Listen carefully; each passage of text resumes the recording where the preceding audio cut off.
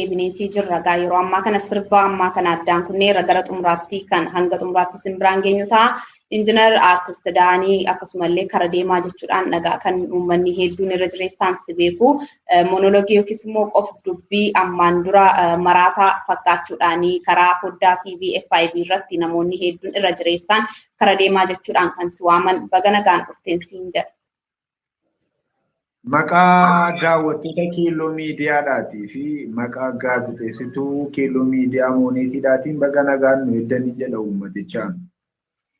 Hayyee egaa Daanii tibba darbe keessa yookiis immoo guyyaa ayyaana Idaa Alfaxirii keessatti gara uummata keenya Oromoo Walloo adeemuu keedha nus kan odeeffanne si quunnamuudhaaf taasisne jechuudha. Mee gara sanatti utuu hin deemin yookiis immoo haalli uummanni Oromoo Walloo irra jirutti utuu hin deemin akkamittiin gara sana adeemuudhaaf yaalte yookiis immoo maaltu si kakaasame jalqaba irratti? Uummata Walloo bira yeroo jalqabaaf otoo hin taane naannoo yeroo lammaffaaf hin deebi'ee dhaqe.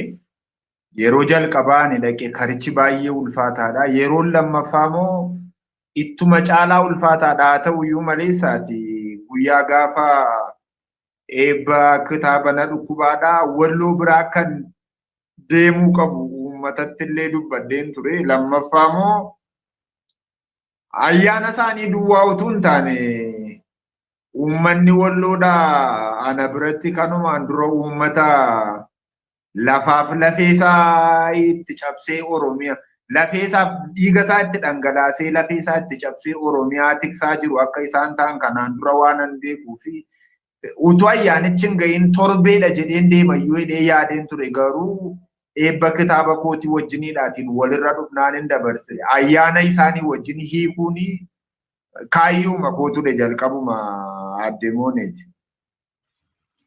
Hayyee mee egaa gara imala sanaatiittan eegga kanarraatii jettee booda haalli yeroos ka'e yookiis immoo dubbiin kun akkamitti akka eegale waan odeeffatte irraati yookiis ati egaa qaamaan hidhattee kan itti isaan gidduutti argamte waan ta'eef ka'umsi dubbii kanaa maali kan isaan jedhan? Mooni utuu bakka ka'umsa sanaan ga'ini uummattoonni warri Habashaa kun Oromoof Oromoon akkuma nagaa waliin gaafanneef illee daangaa guddaa kaa'anii jiru. Gaafuman daandii irra deemu ani Daani'eel Gammadaa ol jirraati karaa irratti waraqaa eenyummaa kiyyan harkaa fuudhanii Daani'eel Gammadaa ol jira jedhee dubbisee sila afaan Oromoo kana beektaa Gammadaa maaleet min maaleet na'u naan jedheen. Deebii dhabeen calluma jedhee ol jirraas naan jedhee naanin calluma jedhe. Isa boodaadha isa booda gaafa akkas naan jedhu antes gaafuu mul'in naan jedhee manarraa sokkee addanaa dhaabadhu jedheeduma warra kaan sakatta'utti ka'e. Yeroo sana irratti waan baay'ee yaadeeyyuu ture jechuun dhiphinni gara kootti dhufaniiru maal na gochuuf jedha maal yaadee ture deemi. Dabra Siinaa bakka jedhamutti gaafa Dabra Siinaa bakka jedhamu keessaa gaafa gadi ba'anidha. Akkas naan jedhee antes gaafuu naan jedhee raawwate gaafa inni warra kaan sakatta'ee raawwatu. Namni ani nagaan gaafatin, namni ani attam jirtullee deen dubbisin, namni ani eenyummaa isaanii nama tokkollee hin gaafatin hundumtuu wal garee jaroonni nama 20 ta'a wayii takka bakkeetti hafan. Achii an kophaa kiyyan jedhee namoonni akka nama walitti mee waliranii gamaa gamana dhaabbatan. Gamaa gamana dhaabbataniitu walitti haasa'an qoyi. Esuule mindinne qarra wadee gaafate asii achi sagaa ante minaa gabbaa gubaattiin jedheen gaafanni akkasittiin jedhu. Gara konkolaataa duraaf duubatti naanna'anii raawwatanii aboo xiqqoo saaqee dhaabika namtichi bakkeetti hambiste kun olaa seenu kaa dureedha. Warri Walloo kun gaafan gamaa gamana ilaalu ani Gammadaan sababa gaafatameef Gammadaa maaliif min maaliif no yeroodha waan dhaga'aniif Oromoon Walloodhaa utuu nan beekin Oromummaa kiyya qophaadhaatiif duub bakkeetti hafa dhaabbataniiru alam. Achi garana ilaallaan hundumtuu akka nama soonsaatti qophaa'ee jira naagabaa naan jedhee oliin galee na booda ergasiitti ol galan ati eessa deemuu jirta naa jennaan ayyaana xooma hiikaan Walloodhaa wajjin hiikuuf deemaa jira ati eenyuu naan jedhan ani gaa kara deemaadha daaniidhaa jalqaba irratti kara deemaadha gaafan ittiin jedhu maal jechuu keedha gaafa naan jedhu jaarsi takka ati safoddaa miidiyaa irraatii naa jedhe abbee osoo har'a nuti waliin hin jiraanneeti guyyaan kee har'aa guyyaa dhumaa ture keenya. Amma kanaatti daangaan isaanii kan inni jiru moone. Haa ta'uyyuu malee egaa wanta odeeffadhe isa boodaa irratti wanta ani dubbachuu danda'u wanta isaanirraa dhaga'e danuutu jira. Garuu hirama saanaalaa isa kamirratti dhageessee jirta jettee yoo hirama saanaalaatte natti tola jechuu koodha malee. Hayyee gara ammallee gaaffiif deebisa sanaatitti tun hin ce'in immoo yeroo imala gara sanatti taasifte egaa waan fuutanii deemtanii dubbistan qabdu moo maali meeski akkaataa itti dhaxxanii isaan dubbistan sooma hiika kanallee akkamitti akka waliin kabajanii sanarraati waan xiqqoo akka uummataan geessuun barbaadadhaan. Ani namoota wajjin mari'adheen eebbi kitaaba kiyyaallee kan inni eebbifameef walloodhaaf baajatan eebba kitaaba kiyyaarraati argadhe marayyuu qabadheen gara achitti qajeelee lammaffaa immoo namoota jajjaboon qaba namoota warra akka Daawwitiin Koosaa Guutuu Nagaroo giruuppii adde Daawwit warra jedhaman nama sadiidha jaroota kana sadanii wajjin yeroo baay'ee dhimma rakkina Oromoodhaatii fi mareen isaanii waliitiin godha lammaffaas jaroonni kun sadannaaf buura giruuppiin adde Daawwit faa dabalatee Daawwitiin Koosaa Guutuu Nagaroo dabalatee warra kana wajjin isaa seera dabalatamoo kitaabni kiyya gaafa inni eebbifame baajata kitaaba sanarraati argame guutummaa man qabadheen hin danda'u waan qabu wanti hin qabu kitaaba eebba kitaabichaa ture isuma sana deebiseen uffata bite uffata warra akka aljallaabiyaadha warra akka uffata daa'immanii uffata namoota gurguddaa keessaa immoo muraasa garuu wanta achiitti argame guutummaadhuman qabadhee gara achiitti deeme hamma hin danda'utu kanuma waan ta'eedhaati. Artistiidha malee qabeessa miti anuu fi kiyyaati. Wanta nuuf hirkaatii qabu kitaabuma sana ture egaa atis quba nan dhabdu boorsaa artistootaa muusi caalaa namni beeke hin jiru ati. Keessumaatii namni fakkeenya fudhatan eenyu yoo jedhan gaazexeessituu Mamuuneet Badhaasaa fa'aa kana fakkeenya fudhachuu hin danda'a. Nama mana uffata aadaa uummataaf bane dhimma uummatichaadhaaf itti cufeedha waan ta'eedhaatii. Wantoonni baay'ee waan sibiraati dhaalama yoo jenne shakkiin qabna haa ta'u iyyuu maleessaati wanti kitaabarraati argame guutummaan kan walloo ture ani akkasittuu yaanne maybe mana kitaabnichi eebbifamee mana fa'aa ijaaruu fi danda'a konkolaataa fa'aatti nyaata bitee fi deemuu hin danda'a midhaan fa'aa yaadee ture uummanni moo dhimma kiyya kanarraa sodaa qabatee hin beeku akka yaadame hin taane garuu waanuma isarratti argameen tiraanisferii godhe garaa achitti adde moone. Hayyee Daanii egaa erga dhimma kanarraati waa jetteeti booda mee yeroo deemte isaaniin daawwannaa kana taasisteetti gargaarsi hanga jedhame uummata kana bira gaheera haalli isaanirra jiran maal fakkaata maal taajjabdu? Haala uummanni walloo keessa jiran afaaniin dubbachuun baay'ee ulfaata. Garuu waan an godhu waan an hin qabneef afaaniin nan dubbadha. Isaan nuti rakkina isaanii haasofne isaan moo rakkina Oromoof rakkina Oromiyaati kan isaan asii achinatti dubbatan. Haa ta'u iyyuu maleessa akkuma yeroo sanaa bakkee irra buufatanii jiru. Ta'us gargaarsi isaanii dhaqaa jiru ni jira. Achuma ta'anii hammuma kanayyuu akka jiraannu kan nu godhe Oromoodhaaf galannaa ta'u uummata ala jiraniif keessa jiran jedhu garuu qubatanii jiru. Kan isaan amma argatan torbanitti yeroo tokkos yeroo lamas yeroo sadiis haa ta'u buddeena nyaatanii bulaniidha malee mana keessa jiraatan. Akka nama mi'a wayii konkolaataa keessaa buusee istoorii wayiitti walitti qabuutti dhibbaan shantamaan kutaa xinnoo keessa buufataniitu kan isaan bulan. Yeroo isaaniin ilaaltu akka ofii kootiitti namummaa kee jibbita. Nuti eddaa ammuma kana jibbamoodhaa biyyattii Itoophiyaa jedhamtu kana keessatti jettee of jibbite.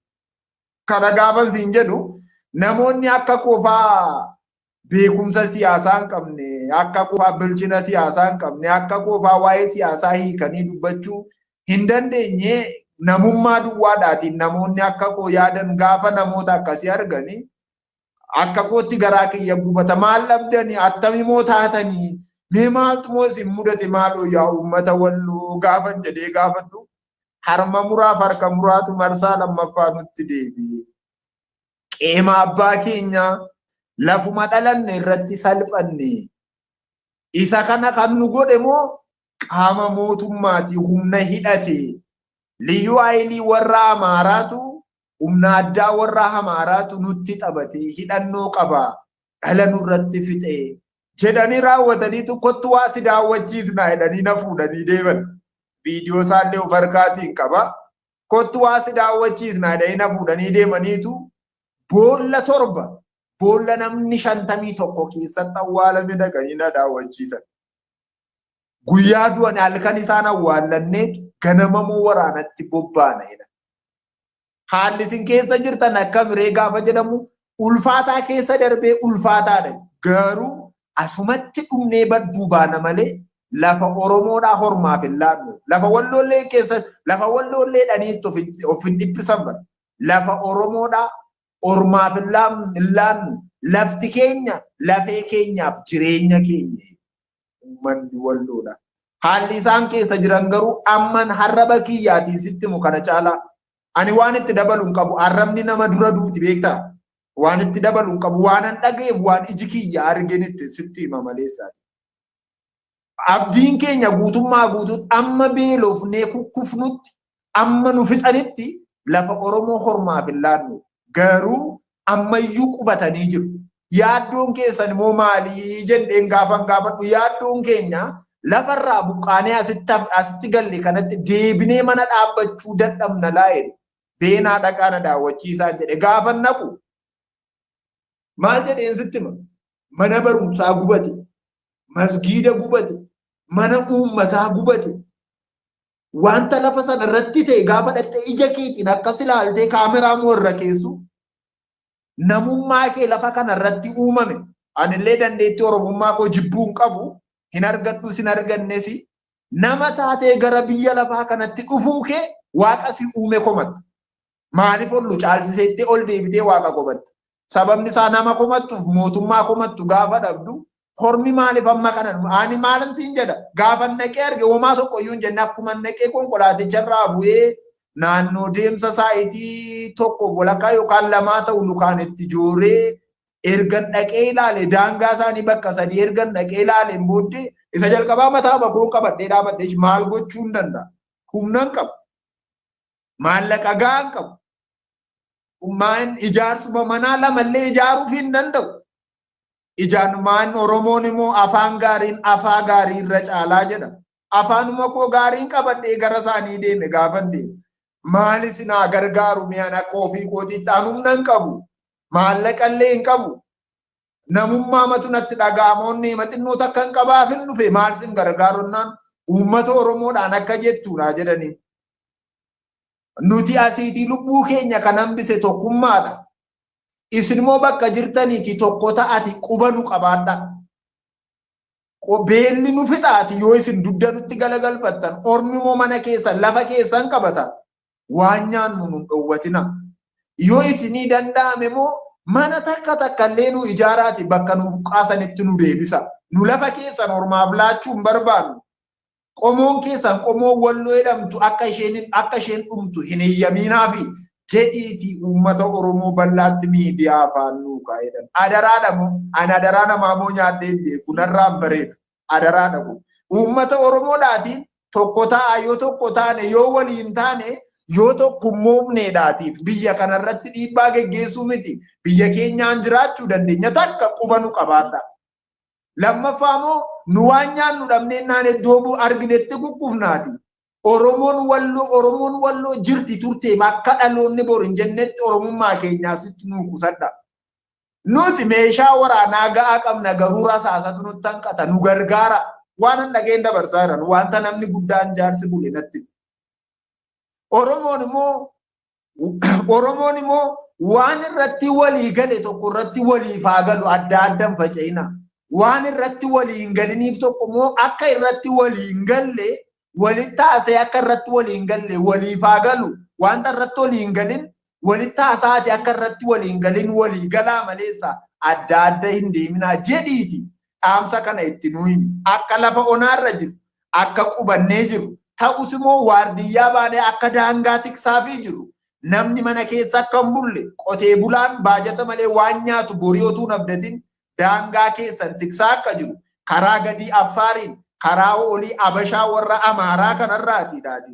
Daangaa keessan tola akka isin eegaa jiruu fi Oromoon Walloo Oromoo keessaa tokko akka ta'an itti nu himedhan. Dhaamsa lammaffaa moo mootummaa qaama mootummaa keessa kan jirutti dhaamsa nu himedhan. Maalan itti isinii himannaan yookiin Oromiyaatti nu kutaa yookiin federaalatti nu kutaa. Baricha bara mootummaan aangoorra jiru jedhamee jira waan ta'eedhaatiif bara keessan uummanni Walloo yoo badeef seenaan keessan isa xurii caalaa xuraa yookiin federaalatti yookiin Oromiyaatti. Isaan hi'ii jedhanii hindi uummata bal'aatti moo nu himi nu kutuu yoo baatan isin harka keessan nurra qaba. Nu isin biraati akka isin quba nu qabaattanii fi waan dhabne akka isin nu gargaartan barbaanna. Nyaata hin qabnu, galaa hin qabnu, garuu Oromiyaa tiksuudhaatiif namni mana bulaa hin jiru itti nu himinaan jedhan adde mooneeti. Hayyee Daanii dhugaa dubbachuudhaaf haalli uummanni keenya Oromoo Walloo keessa jiru baay'ee kan miira namaa tuqudha. Mee kanumaan wal qabsiisee gaaffii nansiif qabu gochaan uummata keenya uummata Oromoo Walloo irra ga'ee fi dhageetti hamma san argataniiru. Hamma miidhaman hamma miidhaan irra ga'e kana dhageettiin argameera jettee yaadda akka nama dhaqee qaamaan argeetti. Miidhama Walloodhaa miidiyaan kamiyyuu ruubii miti ruubiidhaan haasofne waan si ajaa'ibu. Walloon marsaa lammaffaa harma cite marsaa lammaffaa harka cite kun tanjabilii ragaadhaatiin qabatamaadha. Miidiyaan Walloodhaaf dhaabbate tokko iyyuu hin jiru asumaan hin haasa'a. Isa kanan asumaan hin jabeessisitti yeroon kana siin jedhu miidhamni Walloodhaa dubbatamee jedhu ruubiin dubbatamu Walloo itti taphatan mana isaa gubateti warra akka ETV faa warra akka faanaattiin jedhanii faana isaanii rabbi toorarraati balleessuuti waraabbatanii raawwatanii mana warra kotte duudaa jedhanii raawwatanii beeksifatan. Mana warra qomcee kanaa jedhanii haasaatan ruubiin hin haasafne waa'ee Walloodhaa wanta si'isiisuudha harkamatti Walloodha ettee yoo duute waan tokko yoo rakkinan qabu akka wanta lafti kun lafatti dhiyoo jiru miidiyaan qabu Walloon ciraamasa Walloon miidiyaan qabu gaafan siin jedhu miidiyaa meeqatu faayila harkaatii fudhatee hin dubbataniif inni kun immoo jaarraa duraan dhiibamaa turan Habashaan kottee gajjabeeffatteetti biyya sana balleessuudhaati miidhamni isaanii ruubiin hin haasafne siin mana gubate otuu ija keetiin dhattee ilaalteeti. Nama lubbuu 51 boollanni itti awwaalame ija keetiin otuu dhattee ilaalte agartuu kee kanaatiin boolla 7 kanatti nama 51tu awwaalame reeffa isaa lafaa guurree awwaalle otuu siin jedhaniiti. Dabalatamoo mana rakkatee qotee bulaan kun dafqee akkeettiidhaatiin qotee bulaan ijaarrate loon tiksee famaan gaala tiksee re'ee tiksee mana nakkeettiin dafqee ijaarrate kun mana ammasii barbada yeroo siin jedhamu harka baadhatanii warra maaraadhaa harka baadhataniitu maan Radee beellee maqaa isaan nuun jedhan sana hin jedhuuti. Annan fooyyessaa fiti. Harka Oromoo warra diina keenyaa jedhanii asiifacha harka baatanii yeroo fiigan. Harma mee waan sitti himame dubartii lubbuun jirtu tokkoon seenaa ishee sitti himu. Bira dhaqanii harma kee gabbaasi sirraati kun naannaan kadhattee maallaqa laattee fi harma kunarraa murinaa maalo. Namni haadha qabu kana miniilii kun hojjenne wanta Oromoo Walloo amma ta'ee jiru. Miidiyaan gargaara tokko iyyuu hin jiru. Sakana ija kiyyaatiin arge naman natti mee miti jedhu. Siin jedhe waan waa'ee siyaasaa waan an beekuun qabu. Dandeettii isaatiin qabu hin baranne isaa poolitikaal saayinsii miti kan an baranne. Waan an beekus hin qabu. Siyaasa isaa bal'isuudhaafis waan an haasaa jiru qabu. Ani kanan jechaa jiru Oromoo Walloodhaatiif miidiyaan dubbate tokko iyyuu hin jiru. ETV'n biyya keessa maanni Itoophiyaa TV isheen ittiin jedhanii biyya keessaati haasaani kan Oromoo dhattee fuutee kan Amaaraa itti haasofti. Miidiyaa dhugaan hin jiru. Warra biyya alaa jiran immoo jalaa caccabsan akka isaan dhugaan hojjenneetiif. Kun akka biddaa nama guba fagoo ta'aniitu hojjetan. Wanti Walloon taate namni dubbate tokko iyyuu hin jiru. Namni arges namni dhagayees hin jiru. Hundumtu Walloon hin miidhamedha. Walloon hin miidhame miti hin dhume malee hin du'e malee isaati. Yoo barbaadan ilma Wallootu du'ee kan Amaaraa jedhanii kan warra waajjira kanaa jedhanii beeksisu. Mana Oromoo gubataa kana warra kanaa jedhanii beeksisu. Isaan silayyuu boo'ichatti beeku Oromoon shanfaa awwaaleen boo'u beektaa amala boo'ichaan qabu kan. Hin sobumoo Oromoon Walloo marsaa lammaffaaf harma murame harka murame kana nan argee. Eessatti argite kan naan jedhu muragaadhaan hin dhaqeetti argisiisa. Ija kiyyaan hin argee dhufu. Kanaatiif wanta Oromoo Walloo keessa jiru miidiyaan afaanii baasee dubbatee hin jiru siin jedha. Hayyee Daanii egaa wantootni ati argitee dhufte kun akkana kan nama gaddisiisuu fi hedduu kan miira namaa tuqudha. Egaa wantoonni akkasii irra jireessaan xiyyeeffannoon irratti kennamee hojjetamuudha. Namni hunduu dirqama mataasaa dirqama waloodha kan inni qabu. Yeroo tokko tokko hanqinoonni akkasii uumamuudhaa malu garuu meegaa kanarra dhaabbachuudhaani ilmaan Oromoo bakka jiran maraatii akkamittiin qabsoo amma ittiin qabsoo Oromummaa jiraachisuu dachee Oromoo kana dabarsanii diinattiin kennu jechuudhaani ijibbaata uummanni Oromoo Walloo kun kan inni falmaa jiru Oromiyaadhumaa fi dachee Oromootiif waan ta'eef jechuudha. akkamiin qabsoo isaanii kana utubuun kan danda'amu? Mooni waanuma beekuun jedha. Oromoon rakkateetu ta'e bal'ateetu ta'e hin beeku maleessaati. Wanta ta'aa jiruuf wanta ta'ee jiruudhaatiif dubbachuun baay'ee itti ulfaate. Ani waan sanaan galle malee.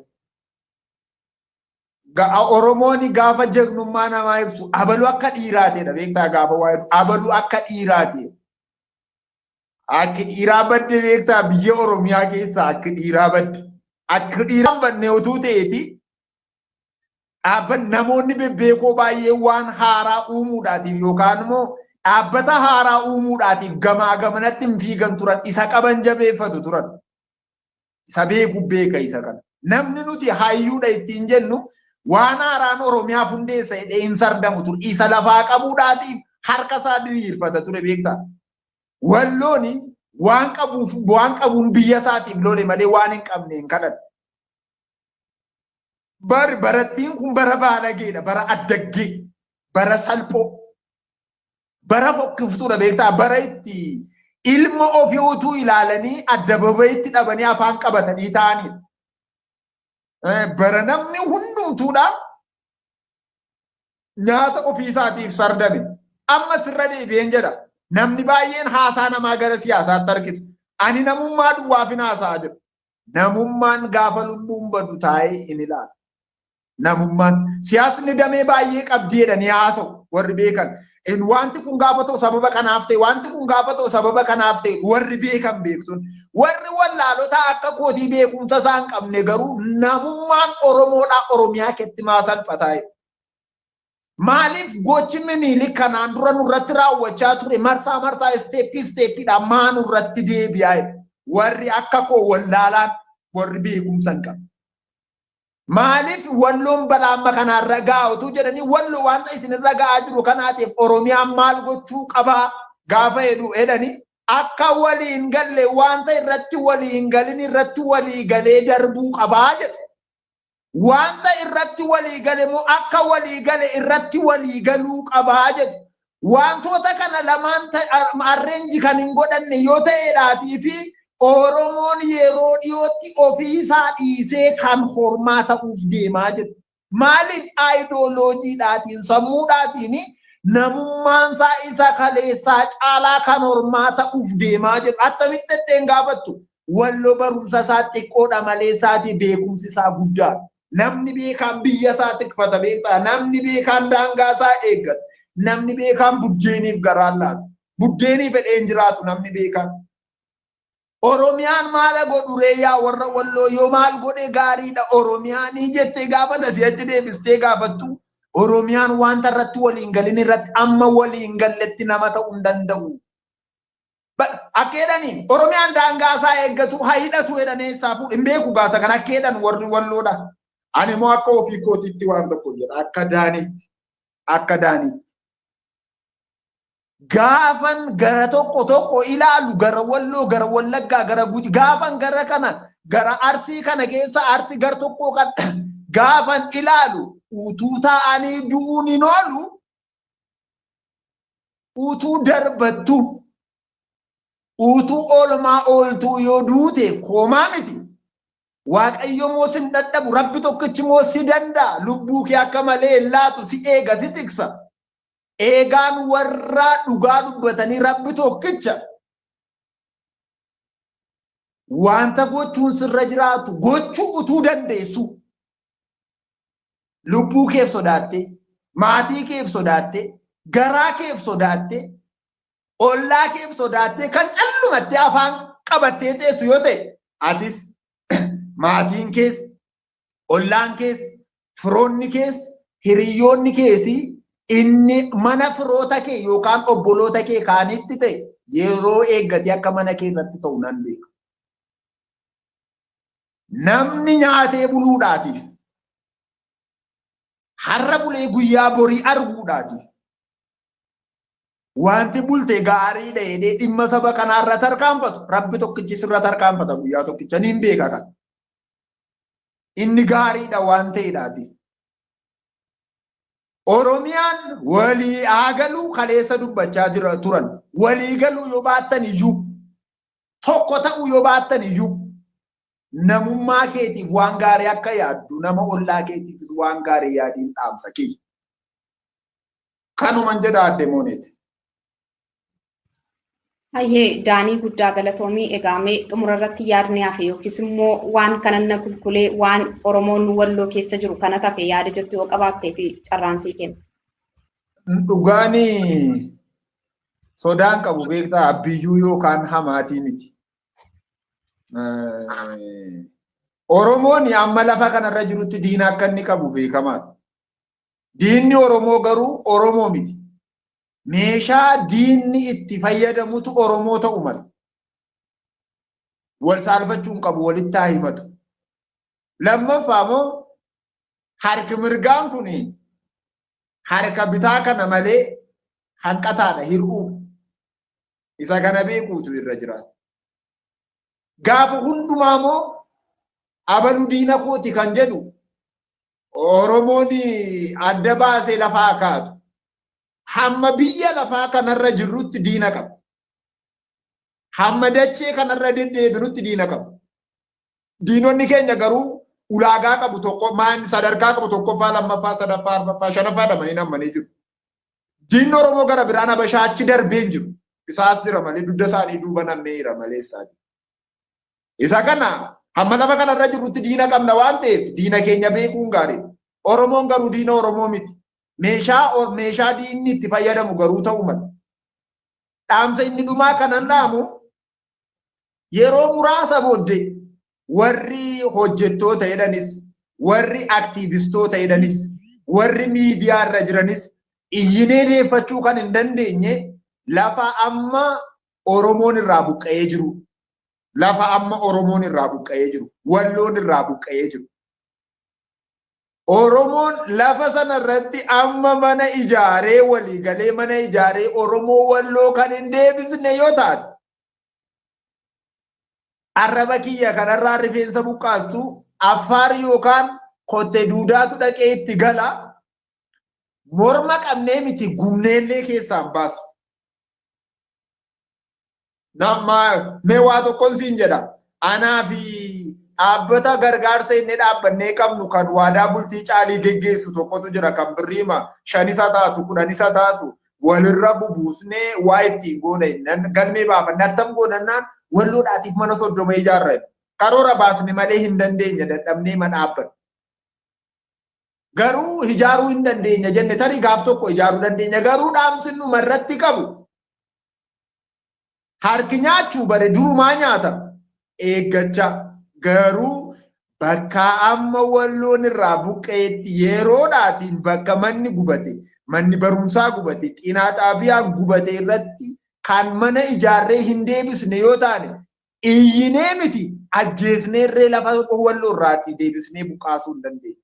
Lammaffaa immoo asii olii naasaa gaamma asii olii naasaa nama nagara irraa jiru wayii tokkotti naasaa utuu waa ittiin hin jedhin garuu namoota sanaan dhiifaman jedha. Akka isaan na caalan beeka garuu asii oliin nama arrabsuu wayii barbaada. Miidiyaanis dhiifama naa godha. Dokteerota qabna jedhan dokteerota fayyaa qabna jedhan yoo dhuguma dokteera Oromooti taateef Walloo deemiiti kiliinika fayyaa baniif yoo dhuguma Oromoodha taa jiillee deemiiti kiliinika dhuunfaa baniif asii ol akka foon raafuu keessaa akka nolaasaa jiru beeka. Dhiifama naa godha. Dhuguma dokteera yoo taate Oromoodha moo yoo taate dandeettii kee kanaanis uummataaf dhaabbachuu barbaadda yoo taate heeyyama isaas qabda yoo taate ati dhuguma moo dokteera fayyaati yoo taate jiillee deemi kamisee deemi Harargee deemi faarmaasii tokko baniif mastaagasha waanuma isaanitti lubbuu isaanii eeggatan baniif qaamni isaanii tortoree ajaa'itu utuma sukkuumanii fi nama duuduutu jira yoo dokteera Oromoodha taate. Asii ol arrabsite kan jettan dhiifama isiniin jecha. Asii ol haasawaa waan hin qabuuf nan naqe animmoo nan naqa ammas immoo deebi'ee waan sin ajaa'ibu. Nan naqee ammas deebi'ee nan naqa. Duuti jira yoo ta'e Walloo wajjin. Ani afaaniin jedhee hin dhiisne jedhe du'a jira yoo ta'e Walloo wajjin. Ani lafa abbaa kooti daangaa abbaa kooti maaltu si gashe kan jedhu yoo jiraate na gashe anaanachi nama gashuu hin qabu. Kara deemaadhaan achi Dhimma wallootiif nama ilaallatu hin qabu. Nan deema ammayyuu garaan deemaan kun ofii ejjennoo koodha inni kun. Haa ta'u iyyuu malee dhuguma dokteera taatee fayyaa barattee taatee abbaa keessa ta'u haadha kee fira kee damqee si barsiise yoo ta'e walloon utuu iji isaanii ilaalanii bobbokokee namni du'aa jira faarmaasii tokkitti dhaqee baniif boolla torbatti namni 51 awwaalamee jira jiillee dhaqeetii ilaala. Bakka tokkooti manni 450 gubatee jira jiillee deemiitii ilaala. Yoomoo qabeenyi koo Oromoof yoo ga'e gaarii rabbi biraallee gaariin argadha yoo jette midhaan konkolaataan bittee erguu dandeessa beekaa bitii raawwadhu nama geessuu dhibeen na gaafadhu geesseen du'aati ani sodaadha yoo ta'eef soda walloo irratti ani daaniin sodaan qaba afaan walloo ta'e moo nan dubbadhaar walloon bokokee du'aa jiru namni fayyisu dhabee attamitti yoo jettan nama lamatu yaalchisuudhaatiif Dabrasiinaa otuu gara mana yaalaa warra abashaan keessa jiranitti asii achi deemaadhanii nama 10tu qottoodhaatiin kukkutame gajaraadhaan kukkutame konkolaataa keessaa gadi buufamee ajjeefame akkuma isa Dambidollootti utuuti dhaabattee ilaaltu addabaabayii irratti mataasaa facaasanii san utuu iji keekkeetti wallootuu ta'e dhugaa rabbiitu abadan wallootuu ta'e iji isaa otuu ilaaluun facaasan mataa Oromoo otuu walloo ta'e ati eessaa yoo jettan ani ilma Oromoo Oromticha garuu waa'ee wallootiif nama qal'aduun barbaadu amma lubbuutti kottaati ilaalaan dhagawwan dokteera yoo taateef jiillee deemi Oromummaa kee cheekiin godha harramni dheeraan walloo gargaaruu hin danda'u hojiidhaa wajjiniidhaatiin maleessaati beekumsi guddaanis immoo akka ammaa kanatti walloo gargaaruu hin danda'u warra diyaasfooraa warra ala jiraniinis warra keessa jiranis galatoomaa utuun hin jedhin darbuu kanan hin barbaanne namoota bu'anii utuuma bu'anii immoo waan xinnootti darbatantu jira rabbi boorsaa keessanitti waan gaarii haa darbatu hamaan mana keessanii gufuun sin rukutin dabaa sin irraa qabu gaarii sin itti qabu ilaame rakkinuma keessan hormin argin barabaraatiin lalisaa hundeen keessan gadaa fagaatu odaa taati margaa gaaddisa keessan jala ormillee taayaa qabbaneeffatu harangamaa taa qabaadho wadda isinitti haa tolu isin warri kennuu barbaadu warri doqni dooluun utuu akkaawuntii keerra birrii 20 jiru birrii tokko dhawwatan warri dooluun dhalootu maatiin doqna warri taatan laadhaa namaa rabbitu isinii laata biyya lafaa kanarra yoo baay'eetti waggaa 80 jiraatta waggaa 40 guutteetta yoo ta'e 40 si'ate 40 keessaa 20 halkan guyyaan 20 duwwaa ta'e ishee sana keessaati immoo naannoo waggaa 15 hojii hojjetta 5 duwwaatu si'ate naannoo saayitii 4 kan taatu hin boqotta biyya lafaa kanarraa namni waggaa 40 irra jirtu saayitii 3 duwwaatu si'ate isa kaan hojiidhaatiin fitta qabeenya walirra keessu kanaatiin waaqa qaqqabdeennaan ani sare maqaa kiyya nawwaame yooti waaqa qaqqabde qabeenya kaattu kanaati waan qabdurraa yoo hidhatte sammuu kee boqonnaa qaba agabuu bulaa jira ijoollee 8 galutuu qabu ani dhaamsa kanan dhaamu jalqaba dokteerotaaf yoo dhuguma fayyaa baratte ta'e walloo deemiitii du'i isiin hin jedhu du'an jaalladhu anis atis hin jaalladhu hin duunus warra du'an miti nuti dhugaatu dubbattu hunduutu dhugaan immoo sodaatamu abbiyyuu yookaan amaatii miti kan sodaatamee kabajamu abbiyyuu yookaan amaatiidha dhugaan hin kabajama malee sodaatamu dhugaan immoo ilma rabbiiti neersiidhaati yoo dhuguma miidii waa'ee firiidha yoo ta'e haadhi utuu da'aa jirtuuti utuu da'aa jirtu mucaa lafaan geessee ofii duute jiillee deemii gaafadhu argeen dhufee miidii waa'ee firii baratti yoo ta'e jiillee deemi dokteriidhaati dhuguma yoo taate qoricha jala matuu fudhadhuuti jiillee deemi kamisee deemi walloo kamisee been dhaqeetii ilaala yoo dhugumati neersiingii baratte ta'eedhaatiif bira teesseellee susukkuumtaa hin gargaarta ashaboodhaan illee adoochitaati been dhaqee achitti gali lafatti galtu sittan himaa nagaafadhu peejii kara deemaa jedhuun kottuuti nagaafadhu sittan himaati nageessi naan jedhe singeessa du'an sodaadhe kottoo wajjin deemnaati walloon kijiba tokkollee hin qabu dhugaasaatiif badduubaa jiraan immoo nama dhugaadhaaf deemu yeroo kamiyyuu dhugaasaa dubbachuurraa booddeetti hin deemu. Ani siyaasa keessaa qoodan qabu si dandeetti isaa kan hin qabne si beektu dhugaarraa garuu boodatti hin deebi'u. Ogeessota fayyaa dubartii haati kee otuu da'aa jirtu du'aa jirti dhaqi. Yoo dhuguma amma harrabaan geessa ta'e yaa abbaa qabeenyaadha isa kaayyoo dhiiste si biratti ati boqqolloo nyaattee hin beektu yoo ta'e boqqolloo konkolaataan tokko isaaniin hin gargaara kottu hin geessinaa naan jedhi nan geessa hin geessinaati wajjiniin midhaan xaafiillee hin jedhuuti meemee kota akkaawuntii isaanii irraan galcha attamitti galchuu dhiitii galchiifme warra kennaniin hin jenne warri kennitan rabbis na eebbisu nama konkolaataadhaan dhaqee dhaabee nyaata buusee fi deebi'ee jira nama ani beeku eebbisuuf waanan jedhu naman dhaqe nama kaabinee keessaa dhokatee dhaqee nyaata laatee fi deebi'eetu jira oromummaan isaa kan isa quuqi isin fayyaa ta'a galatooma warra akka guutuu nagaroofaa warra akka daawwitiin koosaafaa jiraadha warra akka adde daawwitfaa giruupiin keessan fayyaa ta'a warri Awustiraaliyaa ateetee giruupiin faa eebbifamaa isin ilaamee qaawwa keessan hin arginin hiyyoomina hin deegina namni hiyyeessa gargaare waaqaaf liqeessa rabbi biraati argadhaa isin warri doqni moo doqnummaa keessan kana dhiisa fudhattanii rabbi biraan naxxar fudhattanii kanaan Yerusaalemitti hin galtan yoo baay'ate viillaa ijaarrattu yoo barbaadde appaartaamaa keessa yoo cime raabaa fooriidhaan socho'u ani inni miillaan lafa kanarra deemuyyuu amma raabaadhaan warra socho'anii moo deemuu hin danda'a. Mee kottaa mee hiixadhaa doqnummaa birrii baankii sirra galagaleeraa dhiisi atuu galagaluuf jirtaa dachee kanarraati hiixadhu warra walloodhaan. Qoyata si'achi maallutti himta kan jedhamu yoo jiraate immoo Oromoon doqnan qabu ture dur wanta inni tokko qabu isa tokkotti ittiin bulaa inni har'aan doqnoome persantii guddaan eenyu akka isa barsiise hin beeku. Abashaan waan gaarii nun barsiisne warri Abashaan kun maaloo waan gaggadhee kana walirraatiin baratina. Dhiifama isiniin jechaa yoon balleesseera ta'e dhugaa irratti garuu dhiifama naan godhinaa dhimma koo miti. Kana gaafan isiniin jedhu Oromoon walloodhaa daangaa keessan eegaa akka jiru. Na amanaas dhiisaa wallo cabdeennaan Oromiyaa guutuun akka isheen cabde mun dagatina. Dhiirummaa isaanii garuu isinittin hima. Paartii sadii isaan nama sadii takka meeshaan lola tokko harka qullaa deemee isa rukutamee du'ee jiru isa madoo kaafata inni tokko immoo nyaata baatee itti adeema. Leenjii waraanaa isaanii kaambiin kamiyyuu hin qabu. Dhiirummaa walloo kan argamu dhiira ta'uun isatti hin ulfaatu yoo dhiira ture ta'e. Yoo dhiira ture ta'e. Utuu walloo ta'e utuu iji isaanii ilaalu mataan namaan faca'u. Utuu walloo ta'e. Kana gaafan jedhu ani dhugaa irratti hundaa'een jedha wanta hin jabalii argina. Har'a isa rakkateef hin duulle yoo ta'e bor gaafatee jitu eenyuyyuu siin duulu. Warri sii duuluun isaanirra ture du'anii yoo jiraatan boolla qabrii keessaa ol ka'anii dhufanii siin duulan.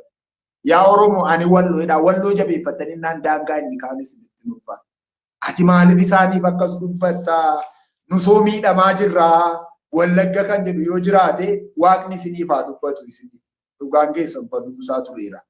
Ani immoo kan keessan dubbachuudhaaf hamileen qabu sababni isaa faaktii dhugaama isaan dubbadha waan ta'eedhaatii fi achitti miidhamuu danda'a garmal. Kanaatiif isinii kan keessan akkuma walloodhaaf rabbi dubbatee gargaaru. Waaqni waaqarraa isiniif haasawu.